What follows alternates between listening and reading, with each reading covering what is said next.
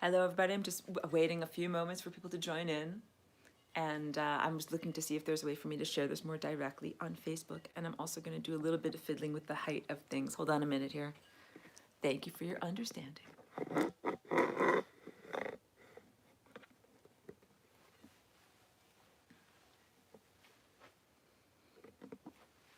And just grab my book. Don't worry, I haven't gone anywhere. In case anyone happens to hop on. I'm still waiting. Oh, good, I do have people. Thank you so much. Hello and welcome. This is the Artist Talk for my open studio, which is an in-person open studio here in my artist studio here in Ojai, and celebration of the publication of my new art books. This is a self-published book that is all about the artwork that I'm going to share with you now. My intention is and always remains. Let's see if someone is talking to me here. Hold on a second. I know I have to get super close in order to be able to see what's going on. I'm like, oh my God, I'm pressing buttons. I can't even deal. Okay, forget about it. If someone is talking to me in the chat, I'm sorry, I can't see. I have the phone and it's like super tiny and whatever. Okay, just give me a moment here. So, apologies if you are chatting and saying something and I cannot actually read what you're saying. Thank you and welcome to everyone who is here. This is a pinnacle moment. This represents the achievement of so much. So I'm gonna take you with me through my studio. I have you set up on a little tripod here so that I can show you the actual originals. In a perfect world, there would be a wonderful exhibit that you could see in person. Oh, Cheeky's over there talking. And then be able to bring home the book as a remembrance of seeing things in person. And of course, we are in a very strange time when some people do not want to interact in person. And so that's why for right now, it is like this. So I said I will do my best. My intention is unapologetically to share my artwork with the world. And it's very challenging for me to just have all of this really beautiful, profound, powerful handmade work just hanging out in my home, surrounding me. Like I really have made it with the intention of sharing it with the world, with humanity, with other people, that I definitely do not just make this for my own personal edification. So this live stream here is a little bit of a creative stopgap measure to be able to share things that in a more perfect world you would be able to see in person. So I will try to use camera work to be able to do that as much as possible. On the plus side, and I don't know how to add the link in the descriptions, but perhaps I can do that when I revisit things after this is uploaded as an archive. But my book is available for people who want to be able to purchase it through my Etsy shop. So the way to find that, you can go to Etsy and search flyingrainbowlasagna.com and you should be able to find it there, or you can find it on my website, which is flyingrainbowlasagna.com. Pretty easy button to be able to find it there. Let me just go into what this is. First of all, do you want to walk with me down the hallway? That's what's on the cover. I think maybe we should save that a little bit. But this is a really beautiful painting that is from this series that's called Claire Symphony. I'm trying to hold it with no glare, but you can't really see. Oh, so someone asked me if I'm gonna mint some NFTs. Polly P, thank you for being here and for asking me that. The answer is I already have done one. And so you can see I'm wearing this gown that matches Solace Majestic. Solace Majestic is right back there. What I did was, at the encouragement of a lovely dear artist friend, I took an image of that piece and I turned it into an animation. And then I did list two different forms of that animation with my own little brief, ambient soundtrack on it, like about 1 minute of animation on OpenSea. And one of them did sell and one of them is still available. So if any of you are whatever cryptoholics and you have lots of everything and you're not hodling till the end of the world and you want to invest in something, I absolutely have NFTs. And it's funny that, so this is the artist talk. Mostly my philosophy in making my artwork and sharing my ideas here. And hello to anyone, please share my video far and wide and share it while it's live. I encourage you to. And as an introduction to who I am and my work, I'm not an original Earth human, I'm an otherworldly visitor. So really the ideas and the aesthetics behind what I'm doing here are very otherworldly. And I've had to find some way to put that information and that feeling, that presence, into the type of artwork that I can share here. Oh no, I'm NFN Aurora. Yes, yes, yes, I am Flying Rainbow Lasagna on OpenSea. You should be able to find it through searching that. Very good, very good. Oh my goodness, that's so beautiful. Oh, I totally remember. For anyone who can't read what's saying in the chat, this lovely person is saying that I met their sister just randomly in Barnes and Noble coming out of there. I remember it was a couple of years ago, and that's so beautiful. I remember she said, "Oh yeah, I recognize you because my brother watches your videos on YouTube." And I was so happy to hear that, like, people are connecting with my work, and sometimes it feels a little bit like an act of faith or message in a bottle. Like, you do these videos and you send them out there, and you don't know if people are actually getting the information or connecting with it. So it was lovely to meet her, and really lovely that you're tuning in again. And I absolutely invite you or encourage you, like, please stay tuned for what I've got here. So this is like a way to connect with my artwork even if you're not here physically in the studio. It's about 30 pages that I've got. It features all of the major panels, and I intentionally chose the images and put them in the order that I did, or curated it the way that I would a show, in order to be able to tell a story. So the reason why I even did a book project is because initially what I wanted to do was, the same way that I make clothing or something like that, I wanted to make an aspect of my artwork that you could have in your home. I thought I would do a series of inexpensive prints, like, small pieces that people could frame or have like that. And I thought I would do a whole series, but then I thought, like, it's a burden when you get an unframed print, then you have to spend the money of going to the framer and all of this, and you don't want to just touch it and get fingerprints on the edges. And I really got a very clear insight that was like, do it as a book, because my whole intention is I would like for you to be able to go through these pictures, really look at all of the beautiful details that are in it, because I paint with my nose right up to the canvas and make it very filled with details. And then also, each book comes with a free download of my awesome music that you can listen to while you're looking at everything. So you can totally, let me read what you're saying. Oh, there we go, exactly, yeah, totally. My beautiful chalice of structured water. This is how I always drink my water. It's just beautiful, pure water. I don't drink alcohol, so. But no judgment to you if you do. That is fine. But back to the idea of what I'm doing here with this, making a multi-sensory, immersive experience for you to feel what my lasagna world is like. So I'm really all the time. One time a person said about me, they're like, she's like constantly a psychedelic experience all the time. I'm like, yes, that's true, but I'm just naturally this way all the time.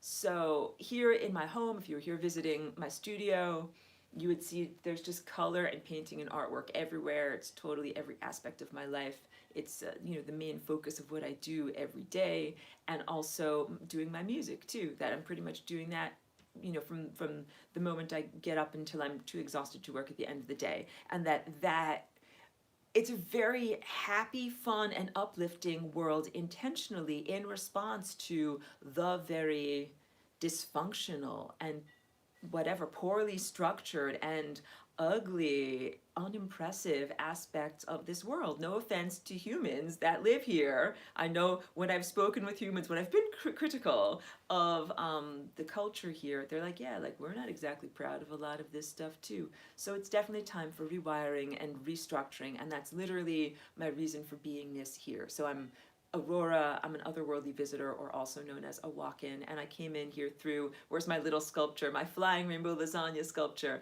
I came in here through a genetic portal known as the flying rainbow lasagna. So this book contains, when I said I curated the images, the earlier images get building in complexity leading up to the concept of the flying rainbow lasagna, and then also some of the images from my sketchbook that I use a lot in, I'm trying to do too many things at once, that I use a lot in my actual online class. And if you ever want to find my online class, it is still functional, even if I'm not running it specifically. It's called Lessons for Full Spectrum Humans, and you can find that here on YouTube and on my website. So these are the images. Let me hold it so that you don't get too much glare. Very good. And I'll hold it closer. Even closer.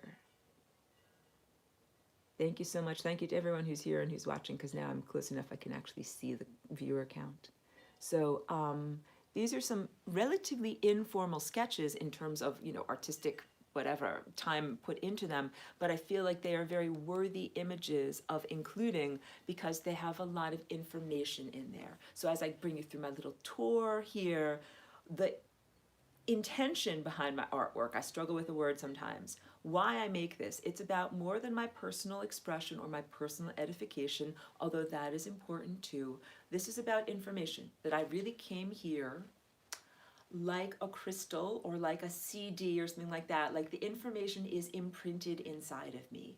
And it was a bit of a challenge for me to figure out, how can I articulate what I know, what is baked into the form of who and what I am? How can I articulate it? How can I share it? How can I externalize it in a way so that it's a thing that I can share with the people of this time and place? That was very challenging, and that was what I spent the first couple of years kind of figuring out, because I used to do a lot of line drawings and other things like that, and simple sculptures, and just show them to people and kind of be like, okay, like let's gauge the reaction and try to see what happens as like a test result. But if you have tested the test results, what happened? So actually it took me a little while to even figure out what is considered artwork here in this world. How do you present artwork? Like literally, I'm that much of an otherworldly visitor. So always came with a great pure abstract love of color and form and shape and design. But it took me a little while to learn how to present something and how to package it in such a way that it is interpreted as art or something that is beyond, that's something that has a meaning to it, as opposed to something that is a decoration or something that's useful. Like that's the whole idea of having artwork, that if you make artwork, you're saying, this is a thing that says something that I'm trying to say. So all of the artwork that I'm showing you is a thing that says something that I'm trying to say. And you do see a little bit of my lasagna sculpture up there. The thing that I'm trying to say is that there is this higher dimensional world. This is actually a very good segue into this piece. This piece is called Children of True Humanity. So the first image in the book, and this is one I use a lot in my teaching, I don't have in my studio, I did it as a study precursor to this painting, but then I sold it to a very early collector of my work, so they're enjoying it. So I don't have the original, but as always I have the image of it so that I'm able to still use it. And then I have some very beautiful, you can see this is the exact painting behind me. The full piece, and then also some details.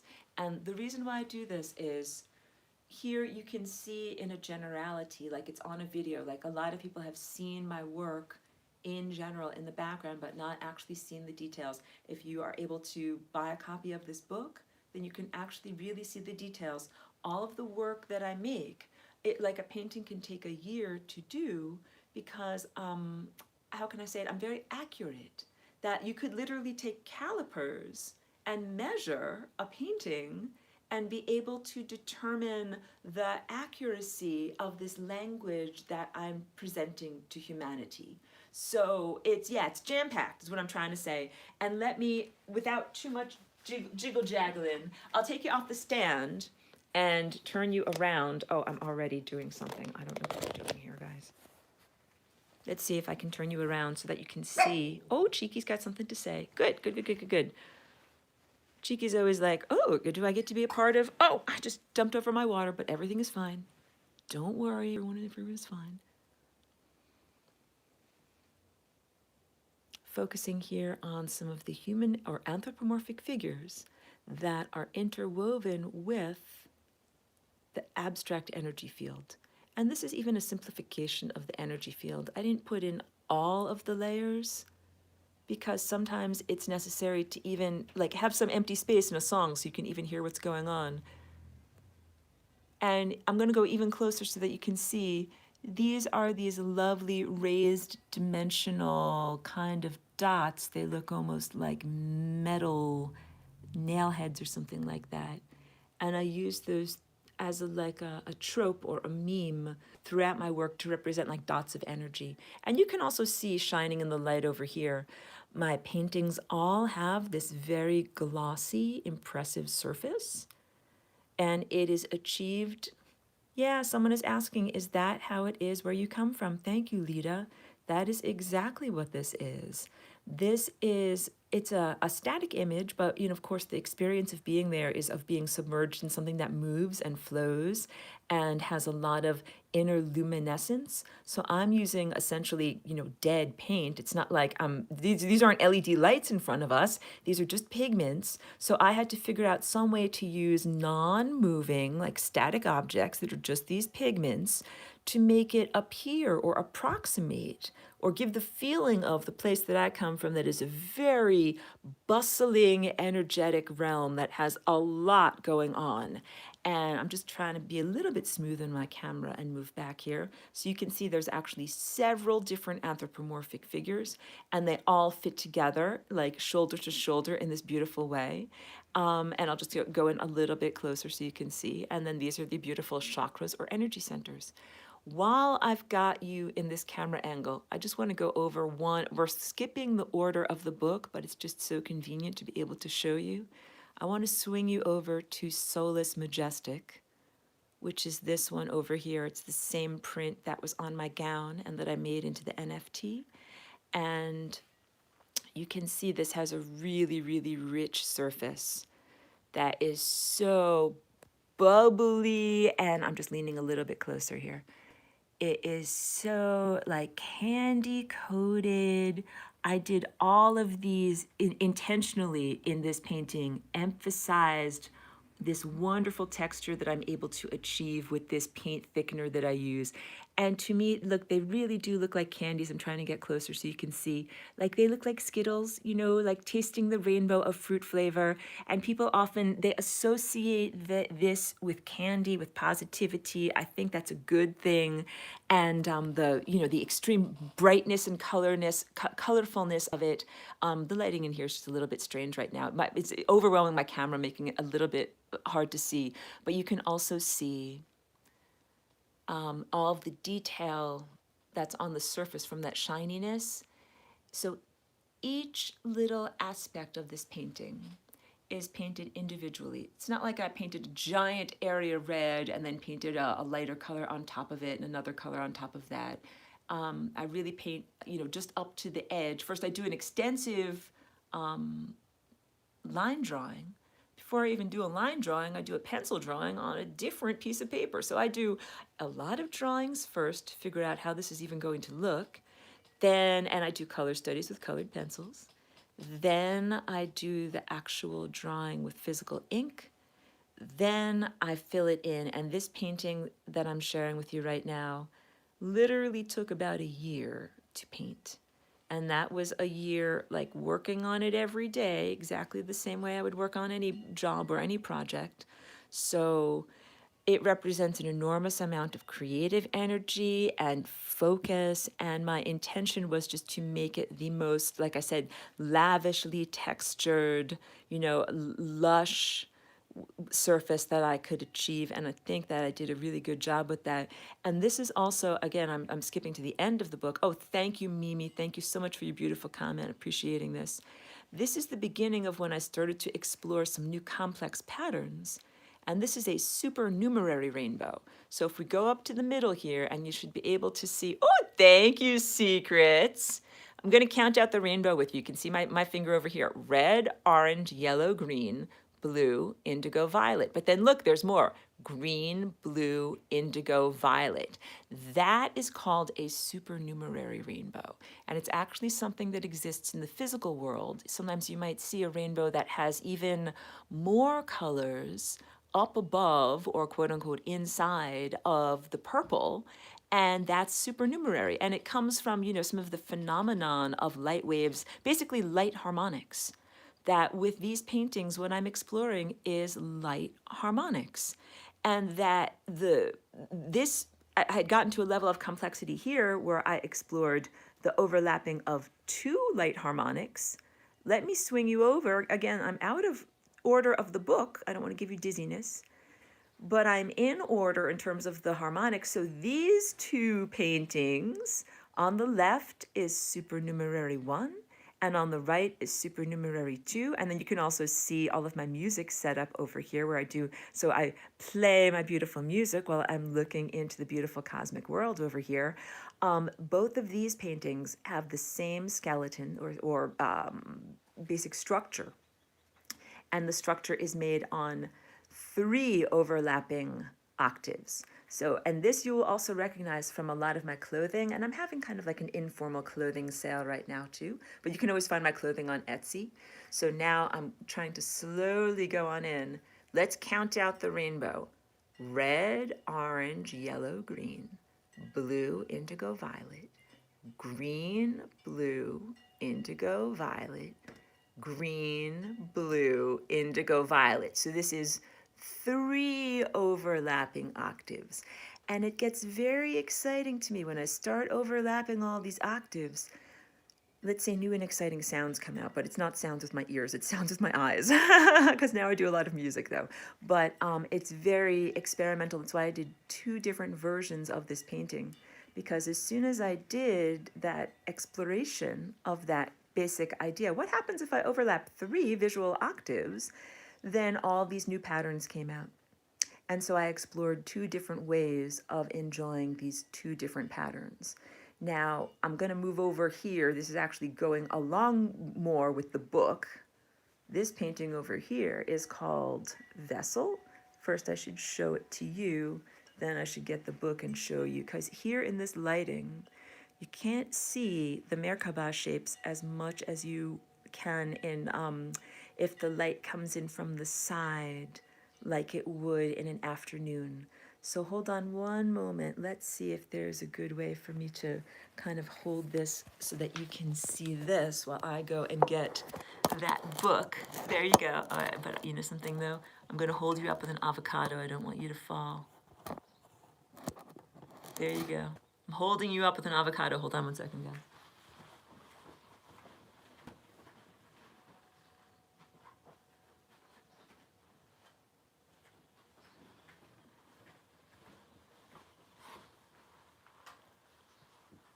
So it's even better than holding you up with an avocado is holding you up with an actual tripod. Hold on a second. Now, I want to show you with the book. Oh, we have another room to go to, but first I want to show you. Oh, but first I want to show you this. This is a painting over here that I painted on glass. You see that okay in the light? There you go. Oh, it was a really beautiful piece. It was about 6 feet tall. Like it was done on a big, long piece of glass that was reclaimed from a piece of furniture. And it was done with these dots on glass paint. Really extensive. And I did that when I lived for a brief time in New Jersey and had a studio there that was part of a big warehouse. Like I didn't have the whole warehouse, I just had a part of it. And so I did all these glass paints because it was a giant warehouse with plenty of ventilation. Like I could kind of do that work there. And I also, so I made large impractical projects out of very smelly chemicals. And it was a beautiful, gorgeous piece. Like, I don't know if you can see, it's got like kind of a dimensionality and it stands away from the wall a little bit. And it made these beautiful kind of like reflections and shadows as the light passed through it. It broke horribly. It's still such a sad story. I have to laugh about it. No, it's a real sad. So yes, I brought it to a show. This is when I lived in upstate New York. Squinting to see. Oh, thank you very much. Yeah, I was very proud of that piece. And again, I made it in like 2003 or 2004, very early in my time here of being on Earth. And so it was very advanced for that time, and brought it to an art show, which again, this is why I don't paint on glass anymore. When I was bringing it home in my car is when another piece of artwork in the car fell on it and made it break. I'm telling this sad, horrible story too many times because it's in the book, but I'm happy that it's immortalized in the book. But I'm flipping through because I want to show you. First, let me show you happy stories. These are paintings that didn't die. They went to their homes. So this painting was sold. So before we get to this painting over here, again, I told you these are curated images. This is called Merkaba Chakra 1.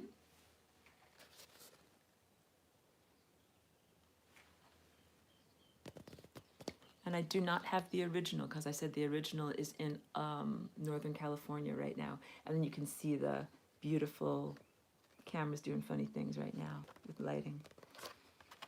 But this part over here is the central rosette. Oh, it's so hard to get you to be able to see. And then there's the augmentation, which is Merkaba Chakra 2, which is what happens when I put 2 of these at 90-degree angles. I get so excited when I do this work. So this is the painting over here, and then close up, and you can see a lot of really, really detailed stuff. And then we get to this painting over here that is called Vessel. So before I did this, I did the simpler one, the more complex one, and then we got to this. Now I want to show you the book.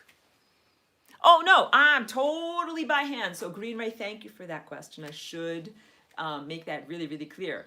None of my work is computer generated. So, and I mean, I haven't shared that much of my personal medical history in this particular video, but the reason why I'm a walk-in is because I had a profound brain injury. And so actually all of this stuff is stuff that I see with my inner eye and perceive on a higher dimensional level. And I do my math in a very, how can I say it? Like I use the cloud for computing. Like I kind of bypass my individual hard drive and I do my computing in the cloud. So all of this, I'm a visionary artist. It literally comes in through my inner vision, and then I draw it all by hand and I paint it all by hand. Hi, Tiffany.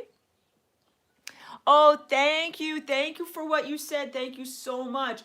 Yes, so Tiffany was saying she's been seeing it on videos but couldn't really see the texture. So big. I really look forward to the day that I can get these people to see them in person. It's so, like I had a couple of people, ladies come, a friend introduced me and they came to see things a couple of weeks ago. Sometimes people just have to take a little bit of a moment. Yep, it's very symmetrical. So I'm that way, and part of that is, I would say, overcoming neurological injury. I really love the regularity and the symmetry, and that is it's part of the divine perfection of the world where I come from, but I think it's also a big part of like I think what you make as an artist is an expression of what you feel inside, and there's a reason why I like to make these repeating patterns and how it makes me feel when I both paint them and look at them. Like I feel happy and comfortable and good with this. You know, it's like it's a lot of visual energy, but it's also very regular. Like there's patterns to it, there's harmony to it, there's whatever. It makes sense, it's logical, and holds together in a way. It's very different. Like I'm the literal antithesis of Jackson Pollock. He splattered paint everywhere and did everything was very experimental, probabilistic. We don't know how it's actually going to happen. All of my stuff is totally like very measured, very calculated. I don't have that many surprises by the time I'm actually painting things. I don't drip things. Like if I drip something, like, oh, what a horrible disaster. Get that, paint that off of there right away. So yeah, it's a very different type of artwork, and I don't mean to sound critical at all. There's a place for everything in all these different types of art in the world. Oh, much love to you. Thank you very much for being here, blog chainer. Yeah, there's a type for every, so there's a place for Jackson Pollock, huge expressive type of stuff, and then there's a place for my work that is very measured and controlled. But again, I'm the supercomputer. I think that's the best way that I can emphasize this, that I come pre-programmed, quote unquote, I'm not a transhumanist, organic computer. I come with all this information inside of me, and then you know, I can put it in the form of music, I do music, and I can put it in the form of this visual stuff. So in my journey, initially, I did artwork and listened to a lot of music, and I love listening to music. And then at a certain point, I started to make my own music. And so now I make my own music, and you know, whatever, recorded several albums last year and have a new one that's in the works now. So you can, easy way to find me, you can search for Birth of the Flying Rainbow Lasagna, but you can also, if you buy a book, you get a free download of the digital album, and there's more stuff coming. You can find me on SoundCloud. I don't know, I'm doing a live video, so I don't know how to link all of this stuff. I will return with links, I promise, if you want to. But if you want to, do a search for Birth of the Flying Rainbow Lasagna, and that's that painting over there. So let's segue. But wait, did you get to see this? Because this is important. This picture right here says it all. That's what that painting looks like in my old studio in Woodstock, right? And then look at how different it looks with flat lighting. lighting is everything. And this, I'd say, this is also like for people who do videos or photography or whatever, like seriously, girls, lighting is everything in terms of emphasizing certain things or de-emphasizing other certain things. So yeah, here it is difficult. You can certainly see some aspects of the pattern, but it has lots of very beautiful dimensional dots. And in this drawing, which is again a star tetrahedron, there's no straight lines. Everything is made out of many, many, many tiny little clustered circles. So let me do a switcheroo. Extreme close up here. Let me do a switcheroo. I know, I'm sorry. All righty. Oh no, did we do it? Yes, we did it. And let me show you what I'm talking about. So here you can see the light kind of shining on there. And then here's one of those places where it looks like there's a straight line, but it's not really a straight line. It's really millions and millions of clustered little tiny dots. And some of them are really, really tiny. Oh, my dog's barking outside. And then she's barking at construction. Sorry. And you can see, yeah, you got it, Mimi. These look almost like jewelry. They look like pearls. They look like Skittles. They look like all the good stuff in life. And I do that intentionally. You can see the super glossy surface. That is achieved by my special formula of paint. I'm going to show you my formula of paint, but I also want to show you, like, check out that surface area. That's just crazy. I know, like, I'm the painter. I actually painted that with a tiny little brush. I look at that and I'm like, that is crazy. But I did it. So I'm telling you, I squint a lot. I lean really, really close and squint a lot to be able to see what I'm doing. And yes, I do use a compass and ruler and circle templates. So those are the main things, all very low tech. Yeah, now you can see all the details. And this also, I have some of my paints over here. So this is some of my secret formula, gloss medium, urethane, and there's another one. I mix them all together in a very specific formula. Here's another area where I can really zoom in on some good details and show them to you. Tons and tons of energy went into here. I have a very nice time lapse of me painting this that I did with a camera glued to the ceiling many years ago. You can find it on YouTube. It's called Aurora Painting Vessel. This painting is named Vessel, so just do search Aurora Painting Vessel, and that's a really nice one. Okay, and since I've got the camera turned around from the same era, I've got over here Birth of a New Dimension. And the painting that I was saying, if you want to find my work, yeah, with Greenray, I was just saying I did an NFT of the Solace Majestic. Up here at the top is the same imagery, the Earth splitting apart and the magnetic field becoming from a toroidal shape turning into a flying rainbow lasagna shape. Yes, definitely. I have to price my work in the thousands and greater, or tens or hundreds of thousands, because one piece can take a year to paint. Yeah, that's right, Bloggy. You got it. My NFT is already up there. So this piece is definitely a visionary piece. I saw it as a vision. I'm going to go through the elements with you, but I also want to tell you, the album cover for Birth of the Flying Rainbow Lasagna, let's just pan over there. It's easy to say. There you go. You can see it right over there. That's the study for this guy over here. Thank you very much. So this is actually a painting that has a bit of a narrative structure where you have elements at the bottom merging together in the middle and then coalescing in the events that are happening at the top. But I'm always really clear to tell you that you might see these alien looking eyes or something like that around the events of, Earth transformation.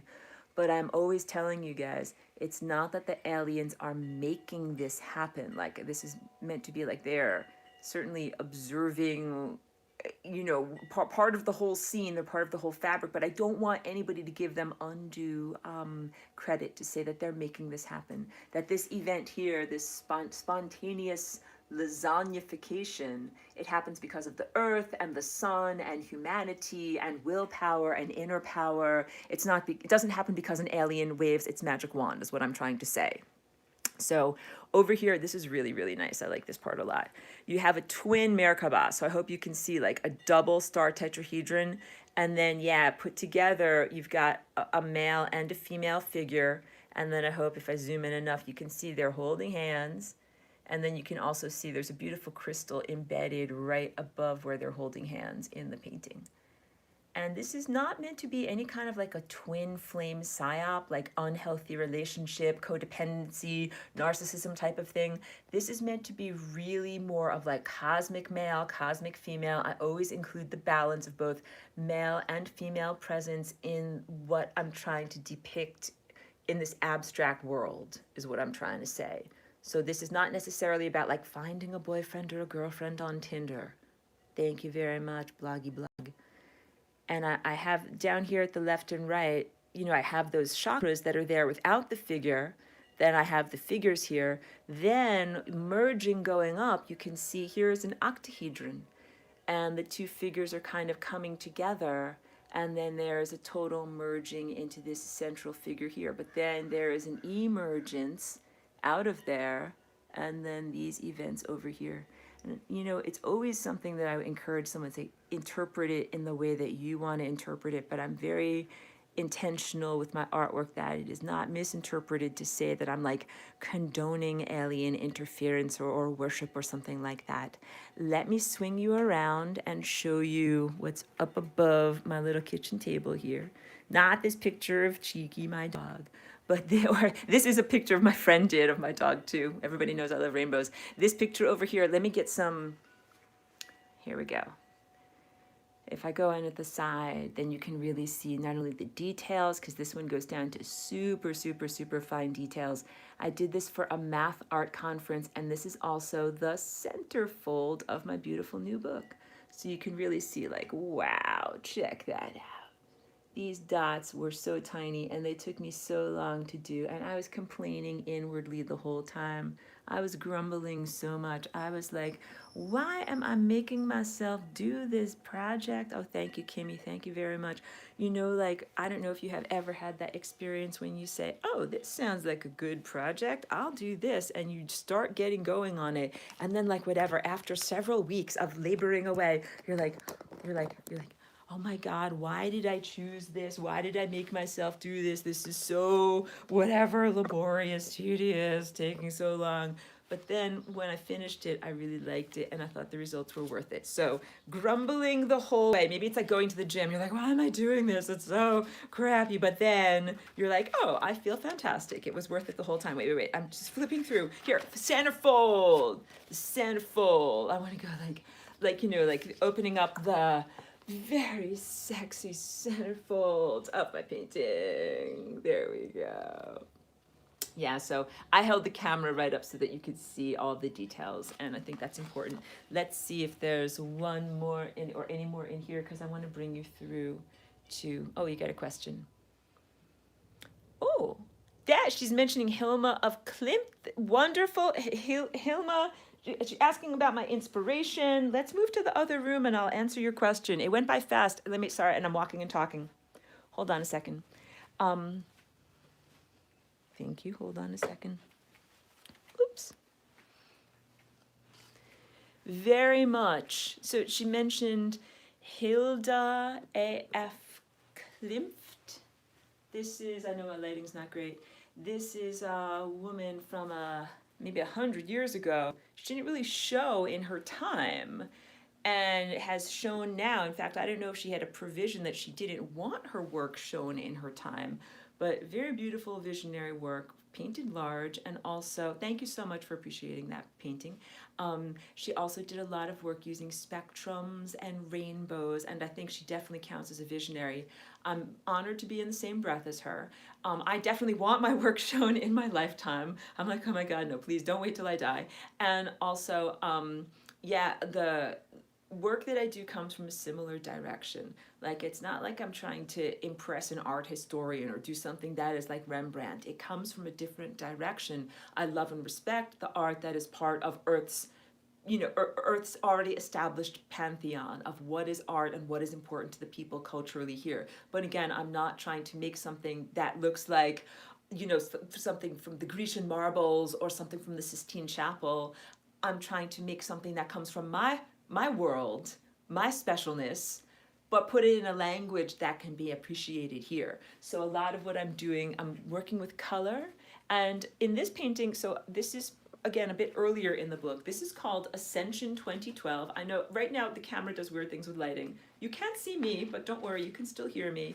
And that's what we've got right here, one of the earlier pages. And I use this image all the time. I'm sure anybody who's taken any of my classes sees that one all the time. So that's what you've got here. You have a whole big giant, like a time matrix or a fabric of time and reality, and then these individual figures, people or individuals that are woven into that reality but are also a part of that reality and are influencing that reality.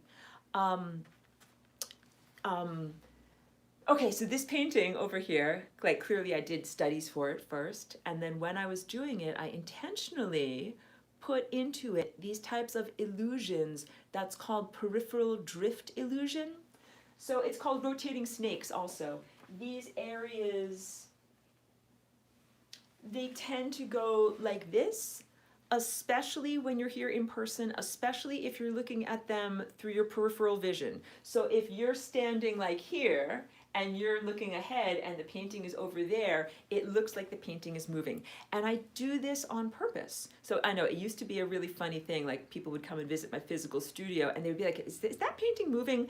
And again, it's like a lighthearted thing, but I do it intentionally because up until this point, I have not worked in animation. Like, I appreciate your interest in my NFTs. I used to be like super, super, super low tech, like literally just working with colored pencils and regular art tools and traditional artist tools, and not even really having access to the software to be able to do animations and things like that. So what I did, this is from like way back in whatever, 2010 or so, I would do optical illusions, tricks of the trade. How can I make this flat static paint look like it's three-dimensional and actually moving and doing stuff? So that was one of the things that I did in doing that. So in my work, when you see it in person, I do a lot of stuff with texture, composition, and oppositional colors, things that advance, things that recede, all of these things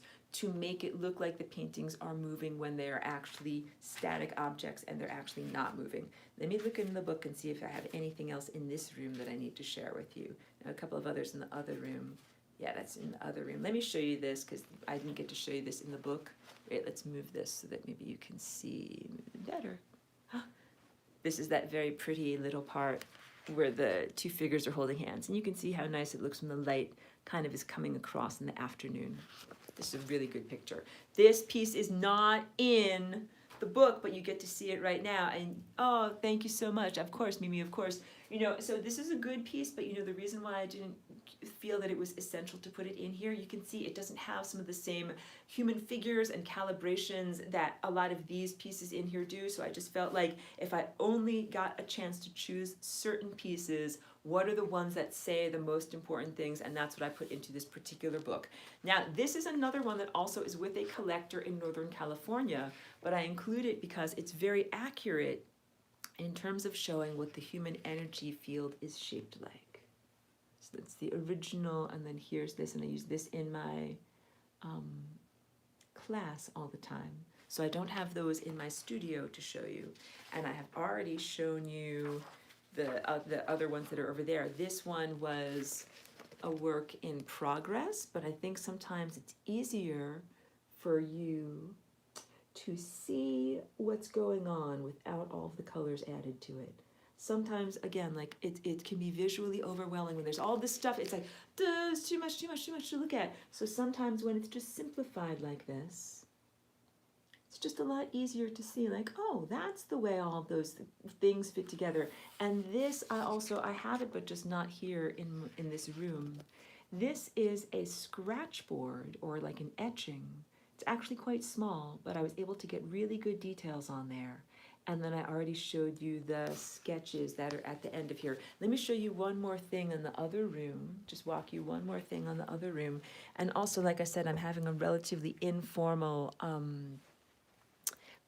clothing sale over here, so I have these samples. You can find my clothing, like the gown that I'm wearing, and also wonderful casual wear, Etsy is flyingrainbowlasagna.com.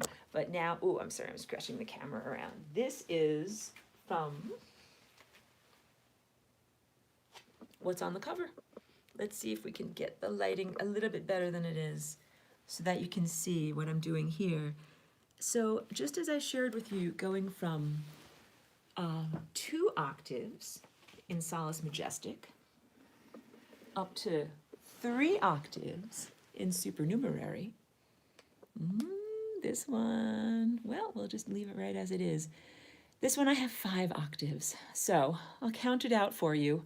It's red, red, orange, red, green, yellow, blue, indigo, violet, blue, green, indigo, blue, violet, indigo, violet, indigo, green, blue, violet, blue, indigo, blue, indigo, violet. Oh my God, but that's not a very long title, is it? No, it's not a very long title at all. But that, if I move you back a little bit, there you can see it's quite a complex piece. And also this, again, was all drawn by hand and then everything was painted by hand. Let me take you off here. Do this better. Oh my goodness. Sometimes just say, Aurora, just do it the easy way. Yeah, so now you can see things a little bit better here.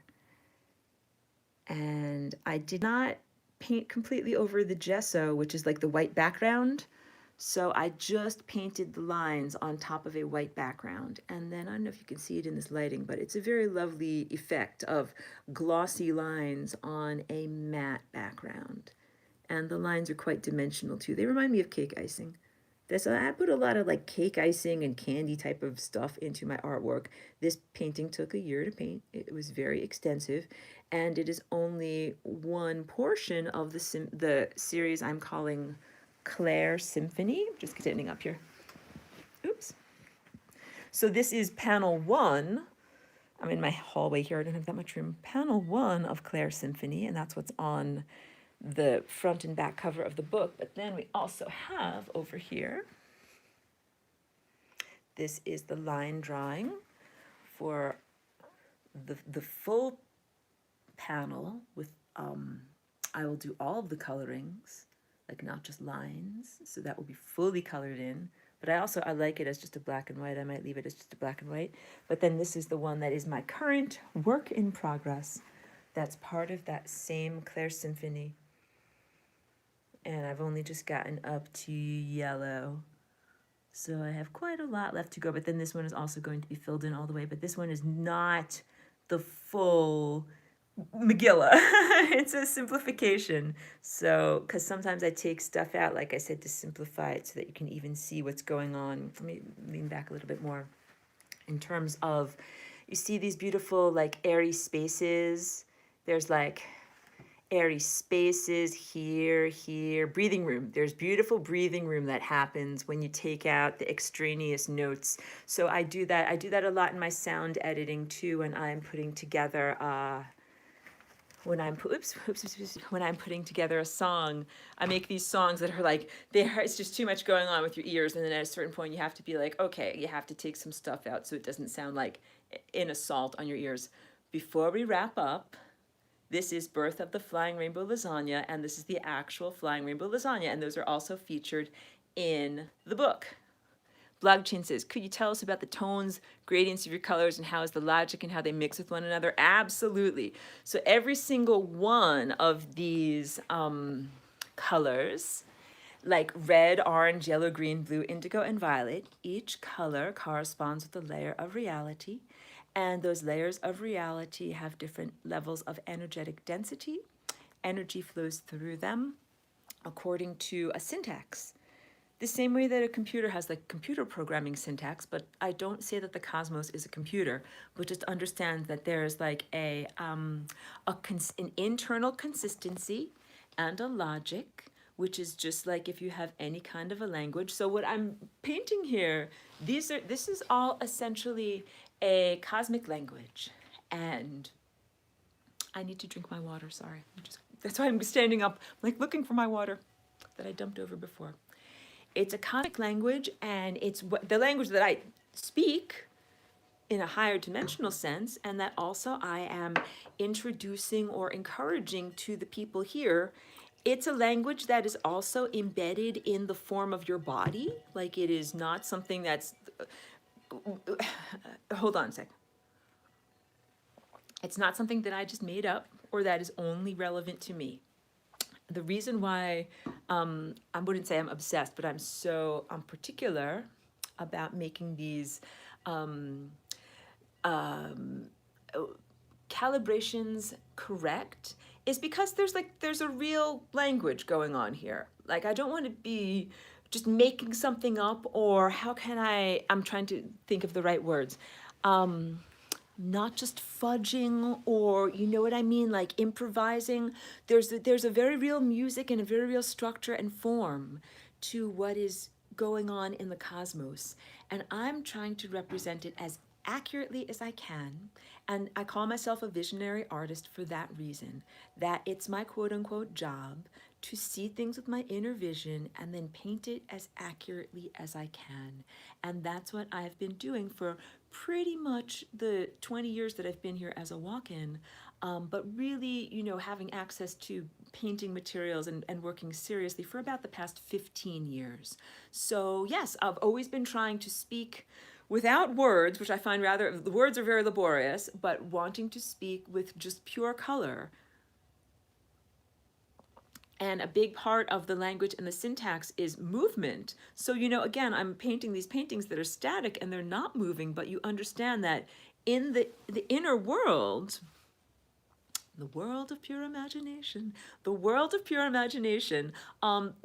definitely, things definitely move, and there's so much more going on than I can put into a very low-tech painting. And so please understand that this is just a little bite of what lasagna's like. Hey, X Max, thanks, good to see you here. Yeah, you're coming up on the tail end of just wrapping things up. This is just like a little estimation, or the best approximation that I can give you of what this type of cosmic language is like.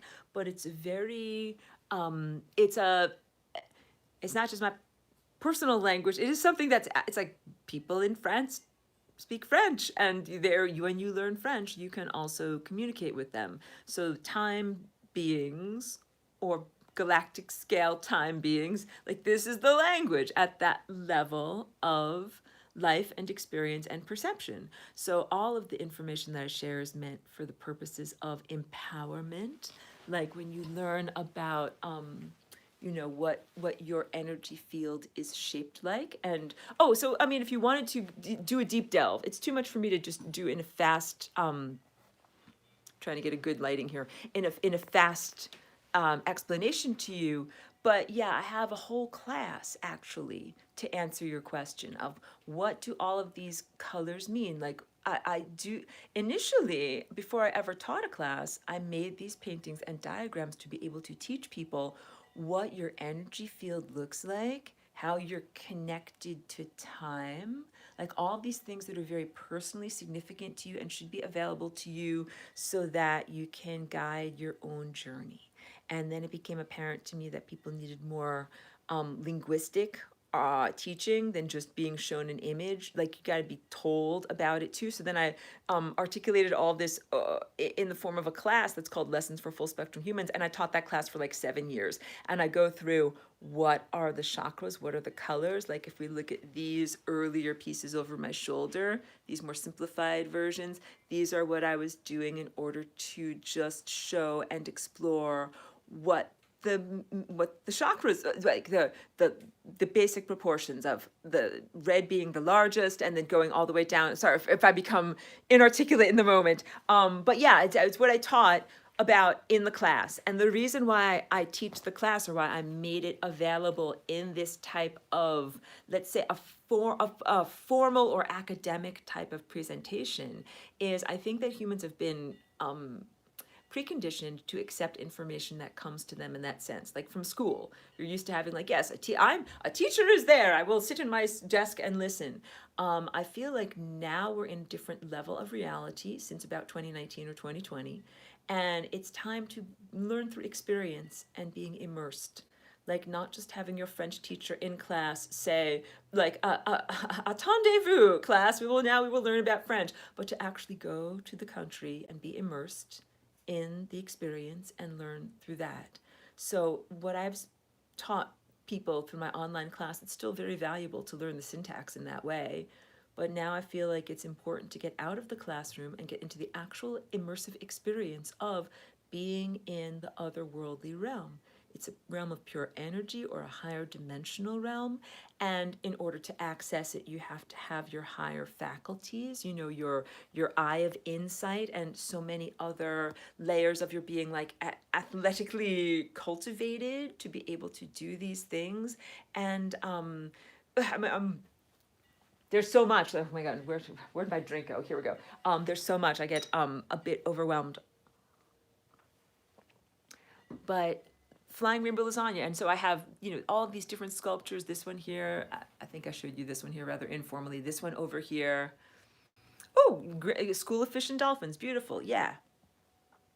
The whole concept of flying rainbow lasagna is that it is a tool to be able to transform your being and go through a frequency door and experience higher dimensional realms much more directly than humans have been able to in the past.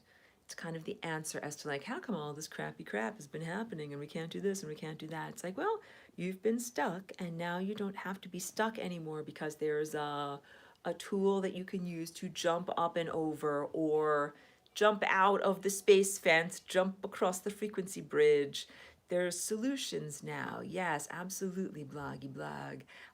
That's what I came with. I came on myself and I exemplify it for others. Someone says yes, but we aren't experiencing that. So I know there's a range of different things that people are experiencing right now. I know it's not a one size fits all world where we are all having the same experience. But I will just tell you that since I've been here for 20 years, I have definitely watched the a massive unfolding of a more and more magical or supernatural reality happening in the world. And the whole idea of flying rainbow lasagna is it becomes a melding of energy and matter as opposed to two distinct realms where like, oh, that's the world of matter that just stays put and does what it does, and the world of dreams is the world of fluidity and possibility. But really in this world we can have a world where the fluidity and possibilities of dream world are flowing into the physicality world, and the physicality world responds. Well, I couldn't see your question. Sorry, I don't know how to make it come back up.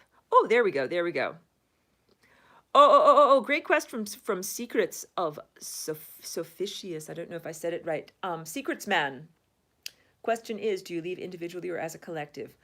All of this journey right now, everything is about individual choice. All of this is about your individual capacity, how you have chosen to, your individual value system, your individual capacity, how you've chosen to exemplify that, your body, and how you've chosen to cultivate it. Really do not be concerned with the idea of the collective and what about everybody else. Sophia-Eucas, thank you. Do not be concerned about that. It is literally a meritocracy as no one here has ever experienced a true meritocracy. It's like an audition where in order to get into the band or the symphony, you really do have to be a true virtuoso musician. And there's no way, like I said, to fudge the numbers or just kind of squeak your way in. So in order to operate at this cosmic level or to whatever, to function, to be able at this cosmic level here, like you have to have a functional higher vision capacity apparatus, and you also have to be a really good person with a great heart, and you have to have a ton of artistic talent. Like you gotta, it's to be in the cosmic band, and not everybody makes the audition, and none of that is meant to be mean or nanny poo poo or any kind of thing like that. It is just a real recognition that there are varying levels of consciousness and varying levels of self-cultivation here, and although everybody has had the chance to learn the flying rainbow lasagna dance and to do that internally inside of themselves, Not everybody has taken the chance and run with it. Some people embraced it, some people did not. And it's very much about personal accountability, personal responsibility, because once you have a tool to be able to transcend limitations, there's no one else to blame. So some people ran from that responsibility. They're like, eek, responsibility, let me run. And some people embraced it and they said, I want to learn and grow and become something more. So in Flying Rainbow Lasagna-ing, I transcended limitations and learned and grew and became something more. I came into the human body, and that's a big part of it. And having your body is also a big part of like the transformation and growth and becoming something more. Like none of this is about like whatever poofing into a ball of smoke and then you don't exist anymore. So I'm very grounded in a positive way in what I teach, that I'm not teaching like, oh, you will float off into the sun, or like, you turn into a light being, but like you don't like float away, you stick around and keep on making trouble is the whole idea, right? Like you keep on doing stuff in reality. So Secret says, so we were invaded, robbed, and now we have to work really hard to get our stuff back. Absolutely. You talk about being robbed of spiritual treasure. This is what has happened. Humanity has been really degraded or suppressed down to very degraded levels, and that this is about your elevation or reascendancy or getting back to who you were always supposed to be. This is all a reminder of who you were always supposed to be, and that's the role that I play, like as a visitor, being persona here, and also the artwork that I give and emit, that it's all meant to be a reminder of who each one of you exist in potential form, like what is inside of you. Mimi says, is the Flying Rainbow Lasagna a mathematical fractal shape? From what materials do you make them? And okay, so yes, it is a fractal mathematical shape. It is, you could consider it to be, where's an example of a lasagna? A hypertorus or higher dimensional torus shape, or a torus turned inside out by bouncing it up and down in a higher state. And I've made them out of all sorts of different materials. From that one that you see over my head right now is made out of traditional like armature and plaster. And then that one is a bit fragile over there, is made out of wire armature, and then coating is of vellum and kind of this non-epoxy resin is the best way I can say it. This one over here is made out of wire. Oh, you can see the light come through. That was quite beautiful. Yeah, you can see the airiness and laciness of it. There's light that comes through that one. It's very beautiful. And a lot of 3D printed ones. And I have one that's going in my garage right now, but it's not done. I won't share it with the world. But I've made them out of all sorts of different materials. And it's actually very hard to find materials that will make a swoopy, bendy shape. It's easy to make 90-degree angles, very hard to make swoopy, bendy shapes. So let me see if there's any more questions, and then I will wrap this up. I'm sorry, I can't make the chat thing. What do I press? Press a button. Oh my God, I don't know what to press. Anyway, thank you very much for that question. I'm going to wrap it up right now. So as soon as I wrap it up, I will put some good links in the description, where you can find my book on Etsy, where you can find my clothing on Etsy, and how about also where you can find my NFTs on OpenSea. Oh, I can squint and read. Okay. Okay. Oh, she's not sure. Okay, they don't know what reality they are experiencing. They're not sure if we're overlapping or how we're experiencing it, but that's okay. But I will just tell you this, like, it is right now a time of great uncertainty. When I talk about going to France and being immersed, we're talking about being immersed in a world of pure imagination. So confusion, I think, is part of the journey for many people. Please stay focused on your own inner sense of God beingness, like your own inner connection to God, your own inner divinity. That's really the thing that I feel leads and guides us, each one, through this journey. It's an individual journey, but we are making it in parallel, like baby sea turtles emerging from their little eggs and then trying to scurry across the beach without getting eaten by seagulls. That's humans right now trying to ascend or reach these higher states of being without being eaten by horrible demons or, turned into injected zombies or something like that. So very, very challenging, but I encourage everybody in their own personal sea turtle journey to make it safely to the actual ocean of consciousness, which is where real freedom begins. I think that's a beautiful note to end on. So let me end the broadcast. Thank you so much, everyone. Oh, but now I just don't know what button to press. Hold on a second. Oh, thank you. What do I press? Oh, she wants to know if well, that's good. I didn't know how to end the broadcast, so I'll just say, wants to know, did I get left behind? Did she get left behind? What's going on? What's the status? I don't think anybody got left behind. I don't think that you're not going to be punished. I think that you're going to go in a positive direction. I don't think that everyone cool has floated off into a great cosmic party and you've been left behind. I think that it is time to fly to the cosmic party. So now, on that note, let me see if I can properly. Thank you so much, everyone. Thank you for bearing with me. Oh, that's funny. Well, I'm just finishing things up. I don't know. Do I press a button? There we go. Thank